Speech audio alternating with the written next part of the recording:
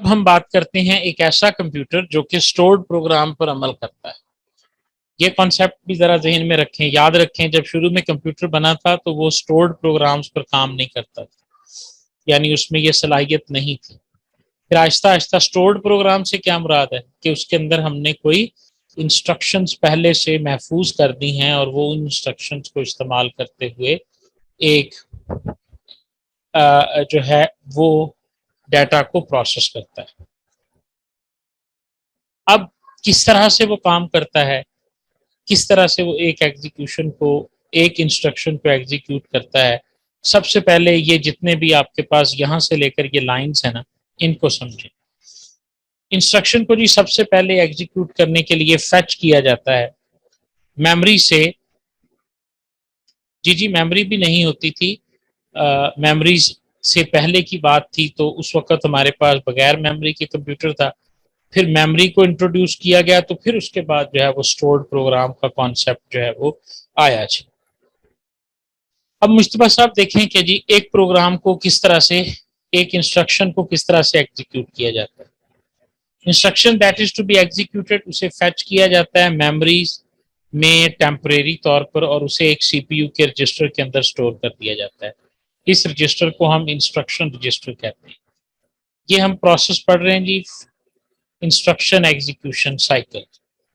Instruction, اب یہاں سے جو بات ہم نے یاد کرنی ہے وہ کیا کرنی ہے جی کہ انسٹرکشن رجسٹر کیا ہوتا ہے. ایسا رجسٹر جو اس انسٹرکشن کو ہولڈ کرتا ہے جس کو ایگزیکیوٹ کرنا ہو. The instruction register hold the instruction while it is decoded and executed by the CPU. Instruction register کے پاس وہ انسٹرکشن ہوتی ہے اور وہ اس کو اس وقت تک ہولڈ کرتا ہے جب تک سی پی یو اسے دوسرا کام آ گیا, ڈی کوڈ کرتا ہے اور پھر ایگزیکیوٹ کرتا ہے.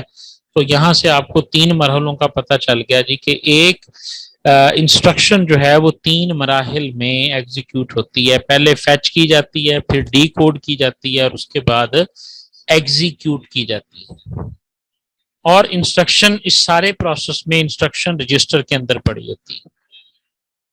However, before loading an instruction, ایک انسٹرکشن کو لوڈ کرنے سے پہلے instruction register for execution, computer کو یہ پتا ہونا چاہیے کہ کون سی انسٹرکشن اب میں نے ایگزیکیوٹ کرنی ہے. سمجھ آ رہی ہے جی؟ سی پی یو کو کیسے پتا چلے گا کہ فلاں انسٹرکشن کو میں نے ایگزیکیوٹ کرنا ہے؟ تو اس کے لیے ایک علیحدہ سے رجسٹر موجود ہوتا ہے جسے پروگرام کاؤنٹر کہتے ہیں. دا پروگرام کاؤنٹر وہ ہمارے پاس ایک قسم کا ایک رجسٹر ہے جو اس انسٹرکشن کو پوائنٹ کر رہا ہوتا ہے جس نے نیکسٹ ایگزیکیوٹ ہونا ہوتا ہے. اس بات کی سمجھ آ گئی؟ تو آئی آر میں کیا پڑا ہوا ہے؟ جو انسٹرکشن ایگزیکیوٹ ہونے جا رہی ہے. پی سی میں کیا پڑا ہوا ہے؟ وہ انسٹرکشن جو اس کے بعد ایگزیکیوٹ ہوگی. نہیں جی, آئی آر اور پی سی, آئی آر علیحدہ ہے جی, پی سی علیحدہ ہے. آئی آر میں which is being executed, پی سی میں which will be executed after this. When the instruction of execution of an instruction complete, جیسے ہی وہ complete ہوتی ہے, پروگرام کاؤنٹر کے جو کانٹینٹ ہوتے ہیں اس کو اپڈیٹ کر دیا جاتا ہے اور اس کے اوپر نیا ڈیٹا جو ہے اور نئی انسٹرکشن کا نام جو ہے وہ لکھ دیا جاتا ہے جس نے ایگزیکیوٹ ہونا ہوتا ہے, اور پھر اسی طرح اس کو آئی آر میں لوڈ کر دیا جاتا ہے. یہ ڈائیگرام آپ دیکھ سکتے ہیں.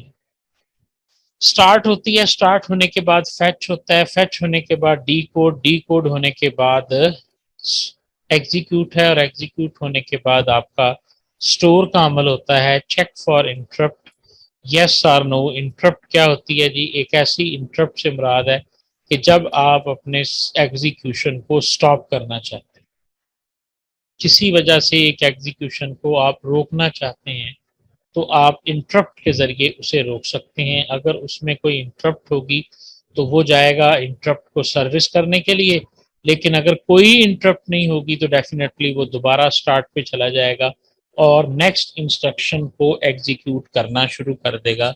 تو یہ انٹل آرکیٹیکچر اور انٹل سی پی یو کا فیچ ایگزیکیوٹ سائیکل ہے.